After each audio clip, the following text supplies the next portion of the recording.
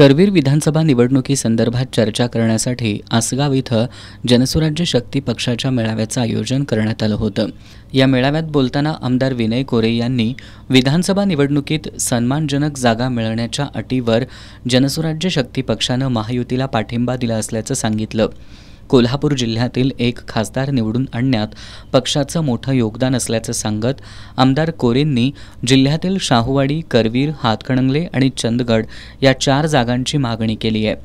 त्यांनी माजी आमदार चंद्रदीप नरके यांचा थेट नामोल्लेख टाळत एकनाथ शिंदे मुख्यमंत्री झाल्यानंतरही काहींनी महायुतीत येण्याचं धाडस केलं नाही, असे काही जण आता करवीर विधानसभा मतदारसंघात उमेदवारीचा दावा करतायत असा टोला लगावला। यावेळी त्यांनी संताजी घोरपडे करवीरमधून जनसुराज्य शक्ती पक्षाचे उमेदवार म्हणून लढतील आणि विजयी होतील असा विश्वास व्यक्त केला।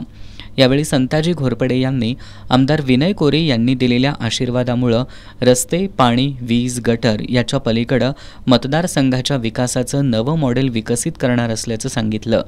यावेळी बाजार समितीचे सभापती प्रकाश देसाई, डॉक्टर संगीता निंबाळकर, प्रधान पाटील, अण्णासो चौगले, संजय पाटील, मच्छिंद्र पाटील, कुंडलिक पाटील, श्रेया इंजुळकर यांनी मनोगत व्यक्त केली। यावेळी पन्हाळा, गगनबावडा आणि करवीर तालुक्यातील जनसुराज्य शक्ती पक्षाचे पदाधिकारी आणि कार्यकर्ते उपस्थित होते।